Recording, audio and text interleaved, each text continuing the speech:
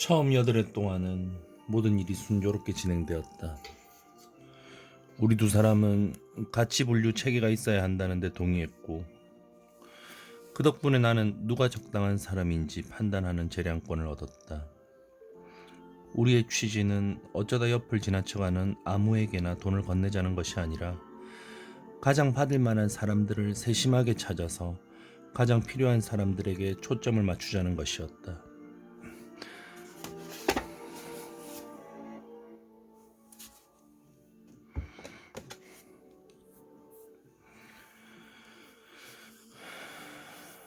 따라서 가난한 사람들은 자연히 부자들보다 먼저 고려의 대상이 되었고, 불구자들이 정상적인 사람들보다 더 유리한 위치에 있었고, 미친 사람들이 온전한 사람보다 우선권을 가졌다. 우리는 맨 처음부터 그런 규칙을 정해 두었는데, 뉴욕의 길거리들이 어떤지를 생각한다면 그런 사람들을 찾는 것이 별로 어려운 일은 아니었다. 어떤 사람들은 돈을 받고는 무너지듯 주저앉아 울었고, 어떤 사람들은 웃음을 터뜨렸고, 또 어떤 사람들은 아무 말도 하지 않았다. 그들의 반응은 도저히 예측을 할 수 없어서 나는 곧 사람들이 내가 그러리라고 생각했던 대로 행동할 것이라는 기대를 품지 않게 되었다. 또 때로는 우리가 자기네들에게 장난을 친다고 생각하는 의심 많은 사람들도 있었는데, 그중 한 사람은 돈을 찢어버렸고, 다른 몇 사람은 우리에게 위패범이라며 욕설을 퍼부었다. 또 $50로는 성이 차지 않은 욕심 많은 사람, 우리를 붙잡고 늘어지는 의지할 데 없는 사람, 우리에게 술을 한 잔 사고 싶어한 낙천적인 사람, 살아온 이야기를 털어놓고 싶어한 애처로운 사람, 고마움을 표하기 위해 춤을 추고 노래를 하는 예술적인 사람도 있었다. 그러나 참으로 놀랍게도 그들 중 누구도 우리를 강탈하려고 들지 않았다. 물론 우리가 어느 한 곳에서 너무 오랫동안 미적거리는 법 없이 신속하게 다른 곳으로 옮겨갔던 때문이기도 했겠지만, 그것은 아마도 순전히 운이 좋았던 덕분이었을 것이다. 대체로 우리는 길거리에서 돈을 건네 주었지만, 몇 번인가는 하층민들이 즐겨 찾는 술집과 다방, 블라니스톤즈, 빅포즈, 초크풀 오너트 등으로 진출한 적도 있었다. 그런 곳에서 나는 바에 앉아있는 손님들 앞에 할 수 있는 대로 빨리 $50짜리 지폐를 한 장씩 찰싹찰싹 놓아주면서 즐거운 시간을 좀 더 오래 즐기라고 외친 다음, 어리둥절해진 손님들이 무슨 일인지 미처 알아차릴 틈도 없이 다시 길거리로 달려나오곤 했다. 우리는 또 소지품이든 가방만 하나 달랑 들고 길거리에 사는 여자들, 매춘부들, 알코올 중독자와 불황자들, 히피와 집에서 도망쳐 나온 아이들, 거지와 불구자들에게도 돈을 주었다. 해가 진 뒤에 큰 길을 채우는 모든 인간 말자들에게 매일 밤마다 40번의 선물이 주어졌지만, 그 일을 끝내는 데 걸리는 시간은 아무리 길어도 1시간 반 이상은 걸리지 않았다. 하흘째 되는 날에는 비가 내렸고, 휴움 부인과 나는 에핑을 설득해서 집에 머물러 있도록 할 수 있었다. 그러나 다음 날 밤에도 비가 계속 내리자 우리로서는 그를 또다시 붙잡아 둘 수 있는 방법이 아무것도 없었다. 그는 폐렴에 걸리더라도 상관없다면서 할 일이 있는 만큼 무슨 일이 있어도 그 일을 해야 한다고 우겼다. 나는 그에게 정 그렇다면 나 혼자서 나갔다 오는 게 어떻겠느냐고 물었다. 내가 돌아와서 그에게 상세히 보고를 하면 그가 직접 나갔다는 것과 마찬가지일 거라는 생각에서였다. 아니, 그건 절대로 안 돼. 내가 직접 가야 해. 그리고 또 자네가 호주머니 돈을 챙기지 않는다고 내가 어떻게 믿지? 그의 말은 내가 한동안 돌아다니다가 집으로 돌아와서 얘기를 꾸며낼 수도 있다는, 그리고 자기로서는 내 말이 사실인지 아닌지 알 도리가 없다는 것이었다. 나는 갑자기 화가 치밀어서 되받았다. 그렇게 생각하신다면 그 돈을 가지고 똥구멍에 쑤셔 넣든 말든 마음대로 하십시오. 난 그만두겠습니다. 내가 에핑을 알게 된 지 6달 만에 그가 처음으로 무너져 내리다시피 하면서 잘못을 빌었다. 그것이 너무도 극적인 일이어서 나는 그가 휠체어에 앉은 채로 뉘우치는 말들을 쏟아놓을 동안 그에게 얼마간의 동정심을 느끼기까지 했다. 그의 몸이 덜덜 떨리고 입술에서는 침이 흘러내려서 마치 몸 전체가 분해되려는 것처럼 보였다. 그는 내 말이 진담이라는 것을 알고 있었다. 그랬기에 일을 그만두고 떠나겠다는 말은 그가 도저히 감당해낼 수 없는 위협이었다. 그는 나를 좋은 청년, 자기가 그때까지 알았던 가장 훌륭한 청년이라고 지켜 세우며 용서를 빌고 살아있는 동안 내게 다시는 그런 섭섭한 말을 하지 않겠다고 맹세했다.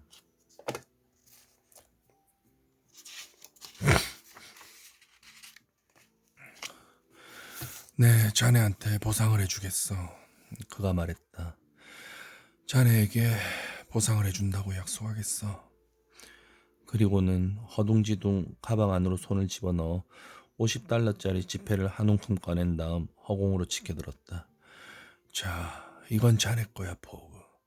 나는 자네한테 보너스를 주고 싶어. 자네가 이걸 받을 만하다는 건 하나님도 알아. 저한테 뇌물을 주실 필요는 없습니다, 어르신. 저는 벌써 충분히 보상을 받았습니다.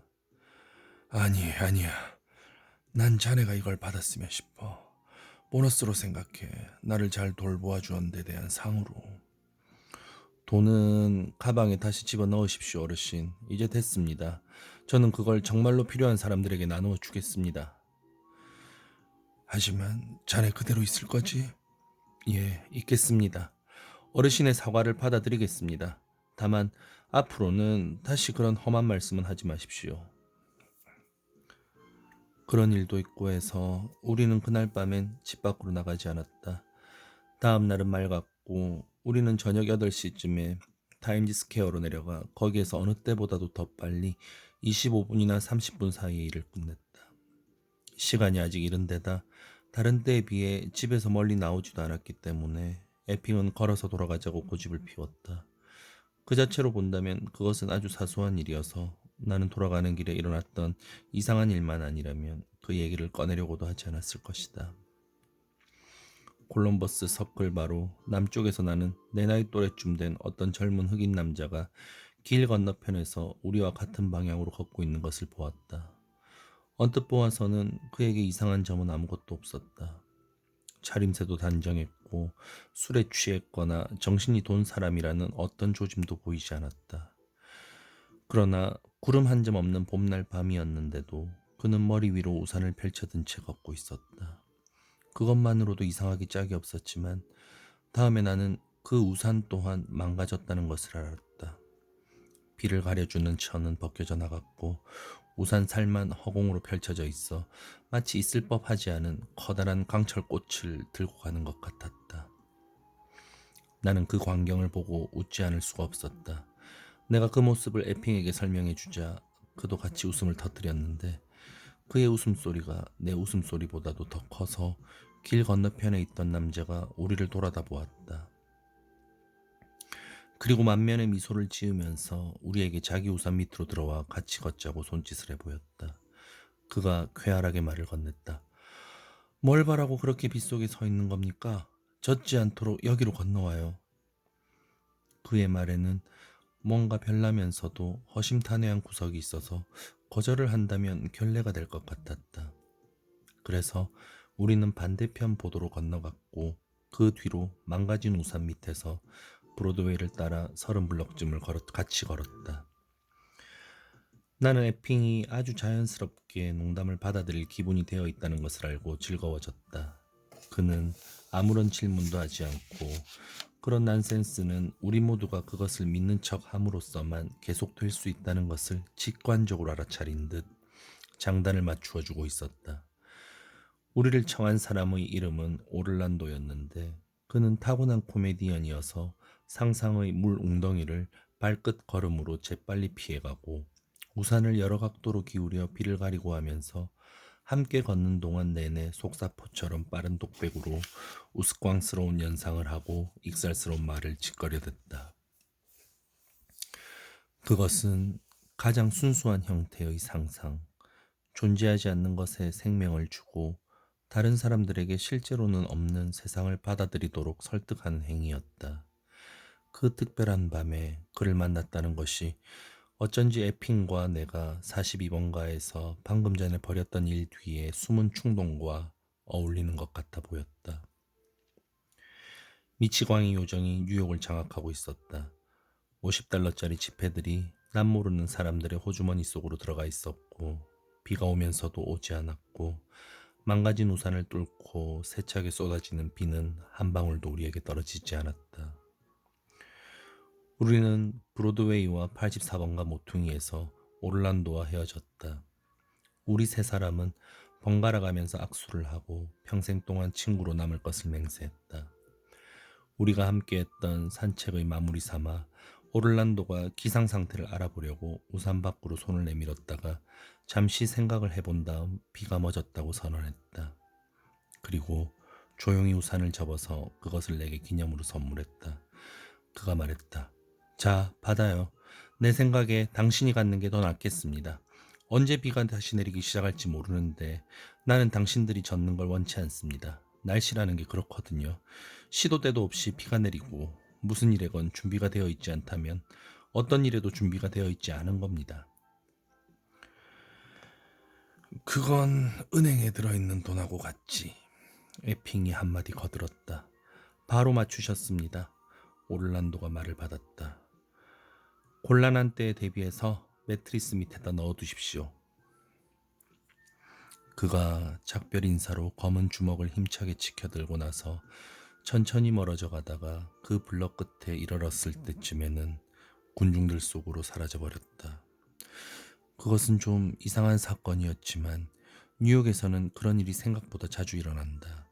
특히 우리가 그런 일에 마음을 열었을 때는 내가 그 만남이 특이했다고 느낀 이유는 그때 느꼈던 편안하고 즐거운 기분 때문이었다기보다는 뒤이어 일어난 사건들에 영향을 미친 것처럼 보인 불가사의한 방식 때문이었다.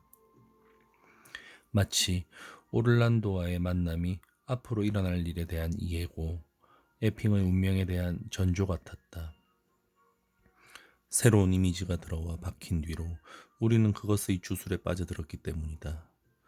나는 지금 폭우와 우산에 대해서 생각하고 있지만 그보다는 변화에 대해서, 모든 상황이 어느 순간에 갑자기 그리고 영원히 바뀌는지에 대해서 생각하고 있다. 다음 날 밤은 우리가 마지막으로 일을 끝내는 밤이었다. 에핑은 그날 하루를 평소 때보다 좀 더 들뜬 상태로 보내면서 낮잠을 자지도 책을 읽어달라고 하지도 않았다. 또 내가 그를 위해 생각해낸 기분 전환거리도 모두 거절했다.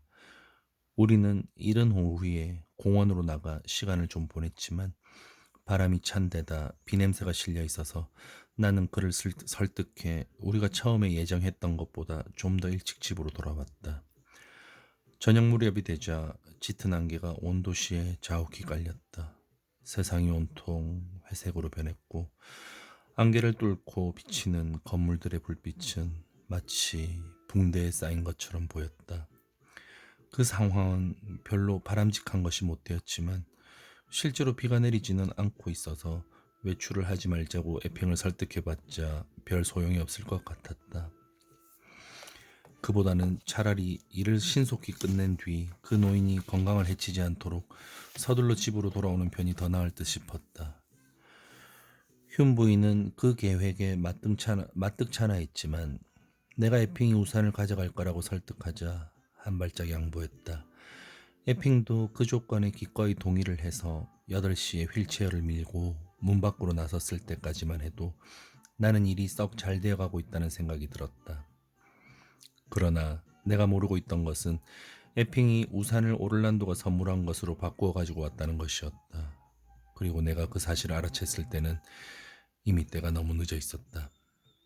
우리가 집에서 5블럭인가 6블럭을 걸어왔을 때 그는 갑자기 어린아이처럼 혼자 좋아서 낄낄대더니 담요 밑에서 그 망가진 우산을 휙 끌어내어 펼쳤다.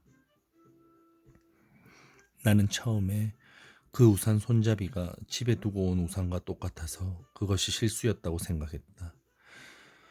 하지만 그는 내가 우산이 바뀌었다고 하자 그는 내 일에나 신경 쓰라면서 호통을 쳐댔다. 바보처럼 굴지 마. 그가 딱딱거렸다. 난 일부러 이걸 가지고 나온 거니까. 이건 요술우산이야. 어떤 바보라도 그건 알 수 있어. 일단 이걸 펼쳐들기만 하면 우리는 무적이 돼. 나는 뭐라고 대꾸를 하려다 말고 그만두었다. 비가 내리지도 않는데 괜히 에핀과 입씨름을 벌이고 싶지 않아서였다. 나는 다만 그 일이 빨리 끝나기를 바랐을 뿐이고 또 비가 내리지 않고 있는 만큼 그가 머리 위로 그 우스꽝스러운 물건을 받쳐들지 못하도록 말릴 이유도 없었다. 나는 휠체어를 밀고 몇 블럭을 더 내려가면서 적당해 보이는 사람들에게 50달러짜리 지폐를 쥐어준 다음 가지고 나온 돈이 절반쯤 없어지자 길을 건너 집 쪽으로 돌아가기 시작했다. 비가 내리기 시작한 것은 그때였다. 마치 필연적으로 그렇게 예정되어 있는 것처럼, 에핑이 비를 부리기라도 한 것처럼. 처음 내리기 시작한 비는 우리 주위를 감싸고 있는 안개와 거의 구분이 안 갈 정도로 대단찮은 것이었지만 한 블럭을 더 지나자 가랑비가 무시할 수 없는 빗줄기로 바뀌었다. 나는 에핑의 휠체어를 밀고 어느 가게 문간으로 들어갔다. 거기에서 비가 지나갈 때까지 기다릴 셈에서였다. 하지만 내가 멈춰서자마자 그 노인은 불평을 하기 시작했다. 자네 지금 뭐 하고 있는 거지? 그가 말했다. 숨 돌릴 시간 없어. 우리에게 아직 나누어줄 돈이 있으니까. 자, 서두르자고. 가자니까. 이거 명령이야. 알아차리지 못하신 것 같아서 말인데요. 내가 말했다. 비가 내리고 있습니다. 그것도 그냥 이슬비 정도가 아니라 세차게 내리고 있어요. 빗방울이 자갈만 한 데다 아스팔트 위로 2피트씩 튀어오르고 있습니다. 비라니. 그가 물었다. 무슨 비? 난 아무것도 못 느끼겠는데. 그가 느닷없이 휠체어 바퀴를 획 돌려서 내가 미처 손을 쓸 틈도 없이 보도로 나갔다. 그리고는 다시 망가진 우산을 펼쳐 머리 위로 높이 받쳐들고 폭풍우 속에서 외쳤다. 비 같은 건 없어. 사방에서 빗줄기가 사정없이 쏟아져 옷을 흠뻑 적시고 얼굴을 두드리는데도 그가 고함을 질렀다. 자네한테는 비가 내리고 있을지 모르지만 나한테는 안 내려. 나는 아주 보송보송해. 나한테는 이 믿을 만한 우산이 있으니까 아무 걱정도 없어. 아무리 쏟아져 내려서 멍이 들도록 두드려봐라. 난 아무것도 못 느끼니까. 그제서야 나는 에핑이 죽으려고 그런다는 것을 알아차렸다. 그는 몸져 눕기 위해 일부러 그런 익살 광대극을 계획했고 이제는 나를 아연실색해 한 무모함과 즐거움으로 그 계획을 실행에 옮기고 있었다. 그가 요란하게 웃어젖히며 비가 더 쏟아내리라고 우산을 앞뒤로 흔들어대는 바로 그 순간 나는 그에게 역겨움을 느끼면서도 그의 용기에 감탄하지 않을 수 없었다. 그는 마치 글로스터의 몸에서 소생한 꼬마 리아 왕 같았다. 아마도 그것이 그의 마지막 밤일 것이었다. 그는 스스로 광란에 빠져들어 최후의 영광스러운 행동으로 자신의 죽음을 초래하고 있었다. 내게 맨 처음 떠오른 생각은 그를 다시 보도에서 비를 피할 곳으로 끌어들이자는 것이었지만 다음에는 그를 한 번 더 보고 나서 때가 너무 늦었다는 것을 알아차렸다. 에핑은 이미 속옷까지 흠뻑 젖어 있었는데 그처럼 허약한 사람에게는 그 정도로도 큰 탈이 생기기 마련이었다. 그는 감기에 걸릴 것이고 다음에는 감기가 폐렴으로 발전될 것이고 얼마 안 가서 곧 죽게 될 것이었다. 그 모든 것이 너무도 분명해 보여서 나는 거기에 대항해 싸우는 것을 포기해버렸다. 나는 지금 시체를 보고 있어. 속으로 나는 그런 생각이 들었다. 그러니까 내가 어떤 행동을 취하건 안 취하건 달라질 건 없어. 그 이후로 나는 내가 그날 밤에 내렸던 결정을 후회하지 않고 보낸 날이 단 하루도 없었지만 당시에는 그러는 것이 의미가 있어 보였다. 마치 에핑이 하는 일을 방해하는 것이 도덕적으로 그르기라도 한 것처럼. 그가 이미 죽었다면 내가 무슨 권리로 그의 즐거움을 망치려 들까? 그는 자신을 망가뜨리는데 열중해 있었고 자신의 강기로 소용돌이처럼 나를 빨아들였기에 나는 그를 말리려고 손 하나 까딱하지 않았다. 그냥 거기에 선 채 자살기도에 기꺼이 동조하는 공범으로서 그 일이 일어나도록 놓아두었다. 나는 문간에서 걸어 나와 몰아치는 빗줄기에 실눈을 뜨고 에핑의 휠체어를 붙잡았다. 어르신 말씀이 옳은 것 같습니다. 내가 말했다. 저한테도 비가 떨어지지 않습니다. 내가 그 말을 하는 사이 번개가 하늘을 뱀처럼 가로질렀고 뒤이어 엄청난 폭우가 쏟아져 내렸다. 비는 연발 사격을 가하듯 물방울 총탄으로 우리의 몸을 때리면서 사정없이 쏟아져 내렸다. 뒤이어 한 차례 거센 돌풍이 몰아치자 에핑의 얼굴에서 안경이 벗겨져 날아갔지만 그는 폭풍의 난폭한 위력을 한껏 즐기며 웃기만 할 뿐이었다. 이거 굉장하군. 그렇지 않아? 그가 요란한 빗소리 너머로 소리쳤다. 비 냄새가 나. 빗소리가 들려. 아니, 비의 맛까지도 느껴져. 그런데 우리는 하나도 젖지 않았어. 그게 바로 물질에 우선하는 정신이야, 보그. 우리는 마침내 그 일을 해냈어. 우리는 우주의 비밀을 깨뜨렸어. 나는 마치 에핑의 가슴 속 가장 깊은 곳에 있는 방들로 통하는 뚜껑문으로 기어들어가 내 마음속 깊은 곳의 어떤 신비로운 경계선을 넘은 것 같다는 생각이 들었다. 그것은 내가 단지 그의 미묘한 계략의 굴복했다는 뜻이 아니라 그의 자유를 확인하는 궁극적인 몸짓을 보였다는 뜻이고, 그런 의미에서 나는 마침내 그에게 나 자신을 증명해 보였다. 그는 죽게 될 것이지만 살아있는 한에는 나를 좋아할 것이었다. 우리는 북쪽으로 7블럭인가 8블럭을 더 달려갔고, 그러는 동안 내내 에핑은 황홀감에 휩싸여 소리를 질러댔다. 이건 기적이야. 그가 고함을 질렀다. 이건 엄청난, 굉장한 기적이야. 하늘에서 떨어지는 돈, 그게 남아있을 동안 가져. 공짜 돈이야. 모두에게 하나씩 주는 돈. 거리에는 인적이 전혀 없어서 누구도 그가 외치는 소리를 듣지 못했다. 피난처를 찾아 급히 뛰어들지 않은 바보는 우리 두 사람뿐이었으니까.